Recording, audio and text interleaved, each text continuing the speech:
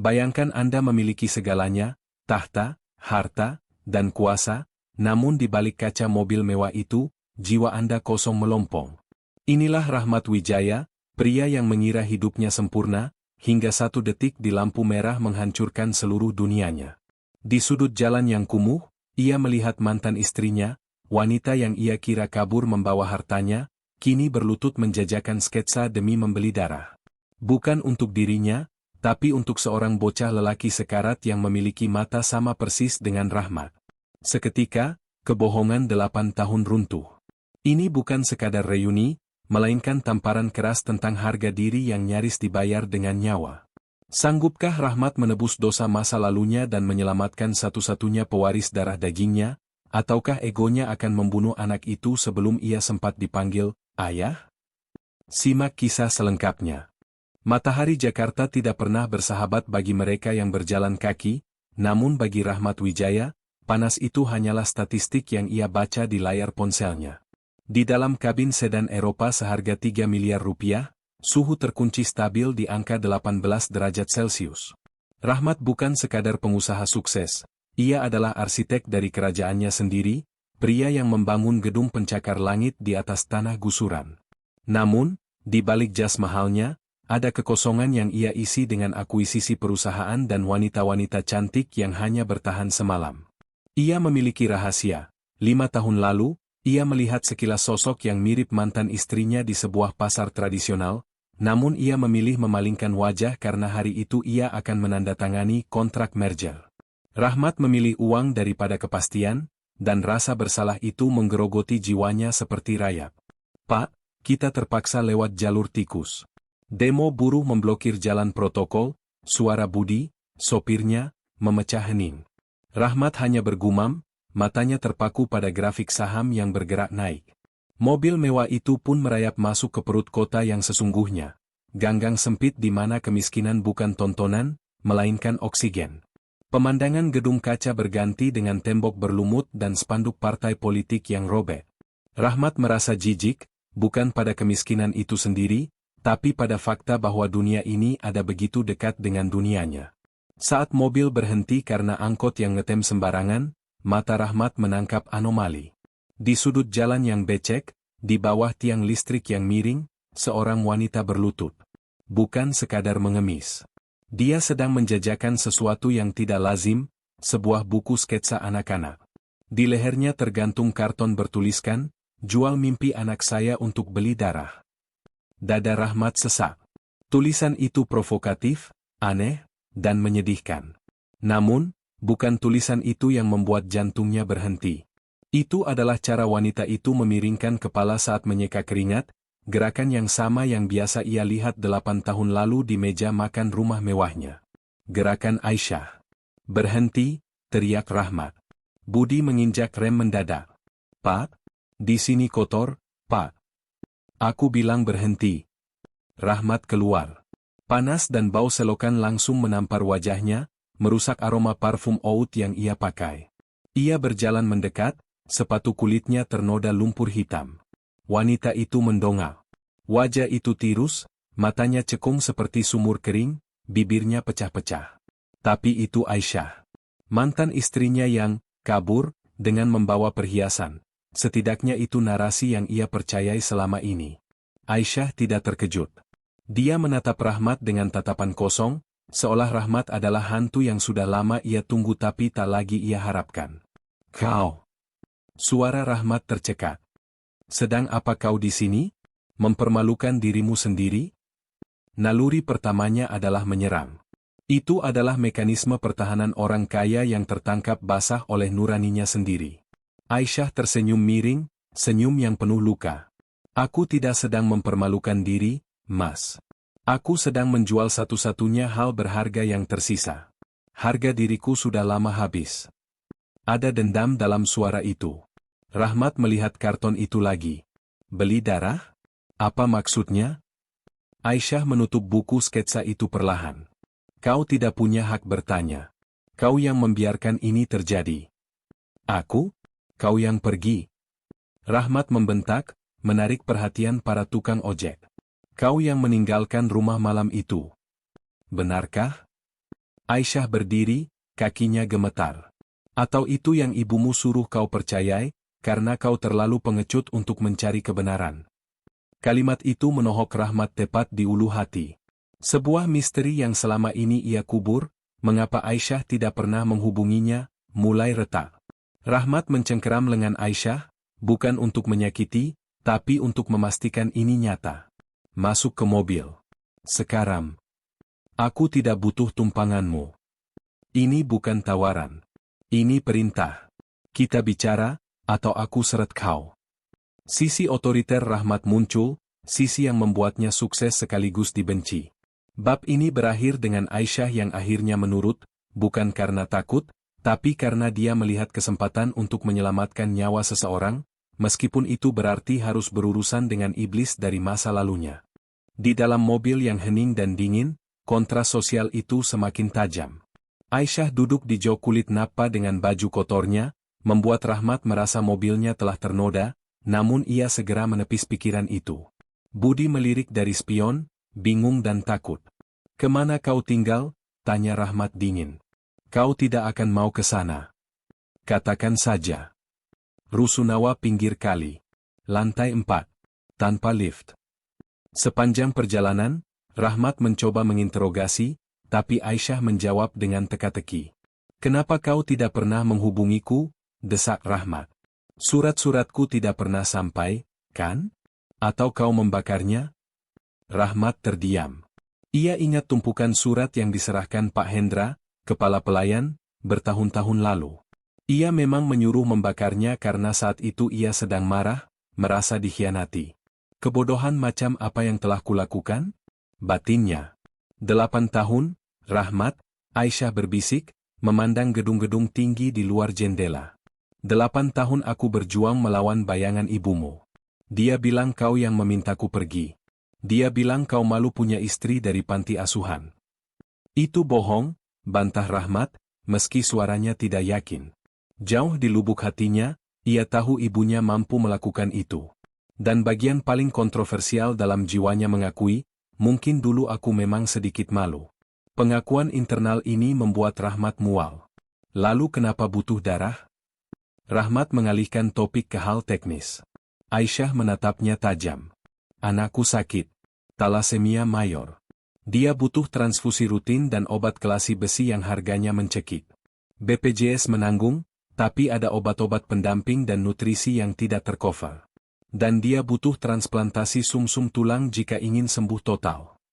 "Anakmu?" Rahmat tertawa sinis. "Jadi kau menikah lagi? Dan sekarang kau minta uangku untuk anak pria lain?" Aisyah tidak menamparnya. Dia hanya menatap Rahmat dengan rasa kasihan yang mendalam. "Kau benar-benar bodoh untuk ukuran orang jenius, Mas. Hitung tahunnya. 8 tahun lalu aku pergi. Fajar sekarang 8 tahun. Hening. Dunia Rahmat runtuh. Matematika sederhana itu menghantamnya seperti palu godam. Dia hamil saat pergi. Dia, anakku? Suaranya bergetar. Dia anakmu. Cucu laki-laki tunggal keluarga Wijaya yang agung. Dan dia sedang sekarat di atas kasur berjamur karena neneknya mengancam akan memenjarakanku jika aku berani mengemis bantuan padamu." Rahasia itu terungkap. Bukan sekadar pengusiran, tapi ancaman kriminalisasi. Aisyah mengaku dia pernah mengambil uang kas kecil rumah tangga untuk bekal kabur, jebakan yang disiapkan Ibu Siti untuk menuduhnya mencuri jika dia berani kembali. Rahmat merasa darahnya mendidih, campuran antara amarah pada ibunya dan kebencian pada ketidakpeduliannya sendiri. "Bawa aku padanya. Sekarang." Mobil memasuki area rusunawa. Bau sampah busuk dan air got menyengat bahkan sebelum pintu dibuka. Di sini, di tempat yang dilupakan Tuhan ini, pewaris darah dagingnya tinggal. Rahmat merasa kakinya berat saat menaiki tangga. Setiap lantai adalah dakwaan atas kegagalannya. Pintu unit itu rapuh, terbuat dari triplek yang sudah mengelupas. Saat dibuka, Rahmat melihat definisi kemiskinan struktural. Ruangan 3x4 meter itu berfungsi sebagai dapur, ruang tamu, dan kamar tidur. Tidak ada privasi, tidak ada martabat. Di sudut ruangan, di atas kasur tipis tanpa dipan, terbaring tubuh kecil itu. Fajar. Rahmat melangkah masuk, sepatunya berbunyi kerak menginjak lantai keramik yang pecah. Anak itu membuka mata. Mata itu mata Rahmat. Bentuk alisnya, rahangnya yang tegas meski tertutup kulit pucat, itu adalah cetak biru genetik Wijaya. Mama, suara Fajar lemah, seperti gesekan kertas pasir. Udah dapat uang buat obat? Aisyah bergegas mendekat, mengabaikan Rahmat. Dia membelai dahi anaknya yang panas. Sudah, sayang. Ada teman lama mama yang mau bantu. Fajar menoleh ke arah Rahmat. Tatapan anak itu menelanjangi Rahmat. Tidak ada kekaguman, hanya kewaspadaan. Anak miskin belajar membaca bahaya lebih cepat dari anak orang kaya belajar membaca saham. Om siapa? Tanya Fajar curiga. Saya. Rahmat tercekat. Dia tidak pantas menyandang gelar ayah. Saya teman ibumu. Fajar terbatuk, batuk yang dalam dan basah. Darah segar merembes dari hidungnya. Aisyah panik, mengambil tisu yang sudah kumal. Darahnya susah berhenti lagi, Mas, bisik Aisyah pada Rahmat, air mata akhirnya jatuh. Trombositnya anjlok. Dia butuh rumah sakit swasta yang alatnya lengkap, sekarang. RSUD antriannya panjang. Rahmat melihat sekeliling.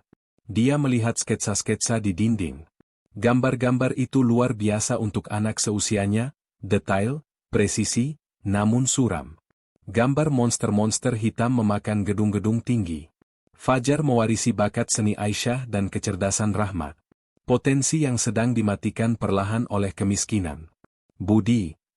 Rahmat berteriak ke arah pintu yang terbuka. Siapkan mobil. Kita ke Medistra sekarang. Telepon Direktur RS, bilang Rahmat Wijaya datang dan dia butuh kamar VVIP dan tim hematologi terbaik dalam 15 menit. Rahmat mengangkat tubuh Fajar. Ringan. Terlalu ringan. Seperti mengangkat dosa-dosanya sendiri. Fajar merintih kesakitan saat diangkat. Sakit, Om? Tahannya, Nak. Om janji sakitnya hilang. Om bohong. Orang dewasa selalu bohong. Kalimat Fajar itu menusuk lebih tajam dari pisau bedah. Perjalanan ke rumah sakit adalah neraka dalam kecepatan tinggi. Fajar mulai kehilangan kesadaran. Aisyah terus membisikkan doa. Rahmat, untuk pertama kalinya, tidak memikirkan bisnis. Dia memikirkan balas dendam. Dia memikirkan ibunya. Kemarahan yang dingin dan kalkulatif mulai terbentuk di kepalanya. Dia tidak akan sekadar memarahi ibunya. Dia akan menghancurkan persepsi ibunya tentang kemurnian darah. Sesampainya di UGD, tim dokter langsung bekerja. Uang Rahmat mengubah segalanya. Dalam sekejap, Fajar mendapatkan akses yang dimimpikan jutaan rakyat miskin. Ini adalah ironi yang pahit, nyawa bisa dibeli. Saat dokter menstabilkan Fajar, Rahmat menarik Aisyah ke koridor sepi. Aku akan membereskannya, kata Rahmat. Matanya gelap. Membereskan apa? Membayar tagihan? Membereskan akarnya. Jaga Fajar. Jangan pergi kemana-mana. Jika kau lari lagi, aku akan mengerahkan seluruh polisi di Jakarta untuk mencarimu. Ancaman itu terdengar seperti janji perlindungan. Rahmat berbalik, meninggalkan rumah sakit. Tujuannya satu, rumah Menteng. Rumah masa kecil Rahmat di Menteng berdiri angkuh dengan pilar-pilar Romawi. Di ruang makan yang mejanya cukup untuk 20 orang, Ibu Siti sedang menikmati teh Earl Grey dan kue lapis legit. Dia sendirian, dikelilingi lukisan leluhur yang menatap dengan angkuh. Rahmat masuk tanpa mengetuk. Pak Hendra mencoba menghalangi tapi didorong minggir. Tumben kau datang jam segini. Saham anjlok? Tanya Ibu Siti tanpa menoleh, meniup tehnya. Darah yang anjlok, Bu. Bukan saham. Ibu Siti meletakkan cangkirnya perlahan. Dia merasakan perubahan atmosfer. Putranya tidak pernah seberantakan ini, lengan kemeja digulung asal, noda darah Fajar di dadanya. Kau terlihat kacau. Mandilah. Aisyah ada di Jakarta, Rahmat melempar kalimat itu seperti granat. Wajah Ibu Siti menegang sesaat, lalu kembali datar. Oh, pengemis itu masih hidup? Dia punya anak, Bu. Cucu ibu. Anak haram, mungkin. Siapa tahu bapaknya tukang ojek atau preman pasar? Sahut Ibu Siti dengan nada jijik yang begitu natural, seolah kemiskinan adalah penyakit menular seksual. Namanya Fajar. Dan dia sekarat karena talasemia. Penyakit yang, oh tunggu, bukankah ayah meninggal karena komplikasi kelainan darah? Itu genetik Wijaya, Bu. Itu bukti otentik yang lebih kuat dari tes DNA manapun. Ibu Siti terdiam. Argumen genetik itu memojokkannya. Dia penganut kemurnian darah, dan penyakit itu adalah stempel tak terbantahkan. Aku tahu ibu mengancamnya. Aku tahu ibu memfitnahnya soal pencurian. Aku tahu semuanya. Rahmat mendekat, menumpukan kedua tangan di meja, menatap ibunya dari dekat. Aku melakukannya untukmu. Ibu Siti akhirnya meledak, suaranya melengking. Dia itu parasit. Dia akan membuatmu lemah. Lihat dirimu sekarang, baru bertemu dia sebentar saja kau sudah kacau. Kau butuh istri yang setara, yang bisa menunjang bisnismu, bukan yang membebanimu dengan drama picisan. Dan apa hasilnya, Bu? Aku kaya, tapi aku kosong. Aku punya rumah besar, tapi aku tidur di kantor karena aku benci pulang ke sini. Rahmat membanting vas bunga kristal ke lantai. Perang, pecahan kaca menyebar. Pelayan-pelayan di dapur menjerit tertahan. Fajar butuh sumsum tulang. Dan tebak? Aku akan tes kecocokan. Dan jika aku tidak cocok, ibu yang akan tes. Aku? Memberikan sumsumku untuk anak jalanan itu? Jangan gila. Dia darah dagingmu. Dia satu-satunya masa depan keluarga ini karena aku sudah vasektomi tahun lalu tanpa sepengetahuan ibu. Pengakuan itu membuat Ibu Siti membelalak. Rahmat telah memutus garis keturunan, kecuali Fajar. Fajar adalah satu-satunya harapan warisan Wijaya. Ini adalah skakmat yang brilian dan kejam. Rahmat menggunakan obsesi ibunya terhadap warisan untuk memaksanya peduli. Kau memandulkan dirimu sendiri. Ibu Siti memegang dadanya, benar-benar syok.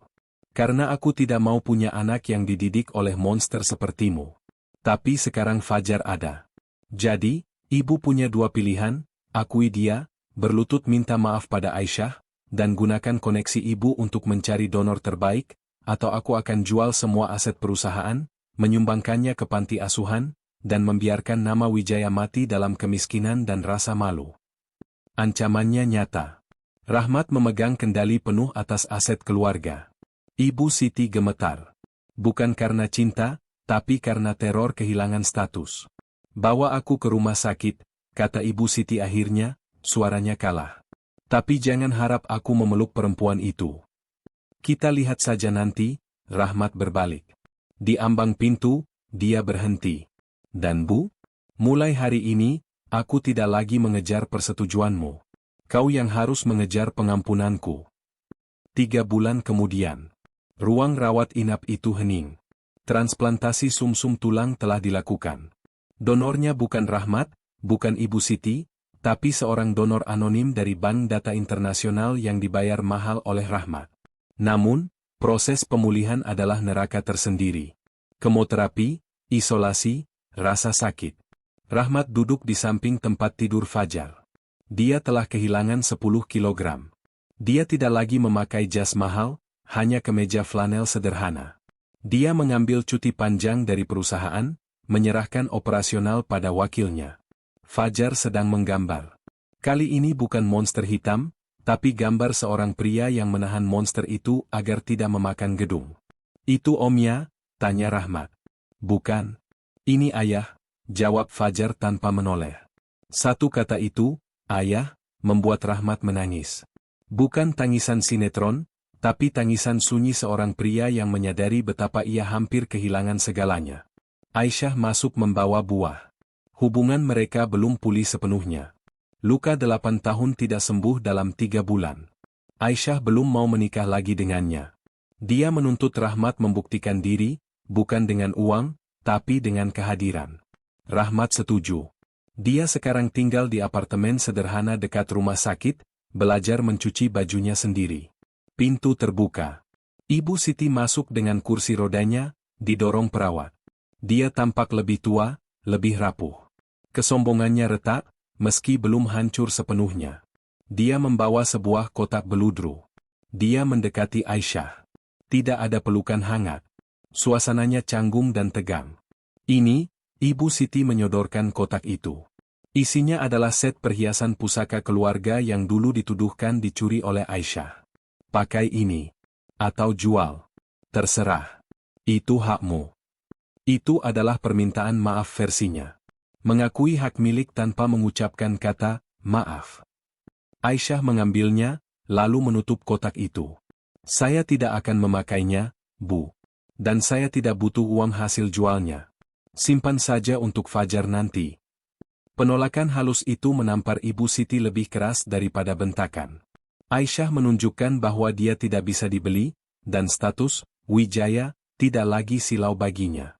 Rahmat melihat interaksi itu dan tersenyum tipis. Dia sadar, jalan ke depan masih panjang dan terjal. Fajar mungkin sembuh fisiknya, tapi trauma kemiskinan akan membekas. Aisyah mungkin memaafkan, tapi tidak akan melupakan. Dan Ibu Siti akan tetap menjadi wanita tua yang pahit, yang hanya diterima karena dia nenek biologis. Ini bukan akhir bahagia yang sempurna. Ini adalah akhir yang realistis dan kontroversial karena Rahmat tidak kembali ke kehidupan mewahnya.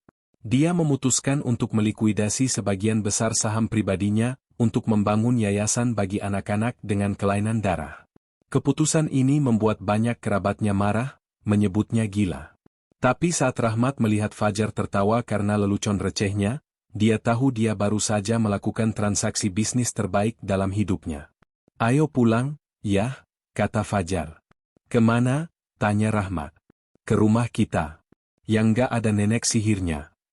Fajar berbisik, tapi Ibu Siti mendengarnya. Wajah wanita tua itu masam, tapi dia diam. Dia tahu dia tidak punya kuasa lagi. Rahmat menggenggam tangan Aisyah dan Fajar. Mereka berjalan keluar, meninggalkan Ibu Siti yang sendirian di ruang VVIP yang dingin, dikelilingi kemewahan yang tak bisa memeluknya balik.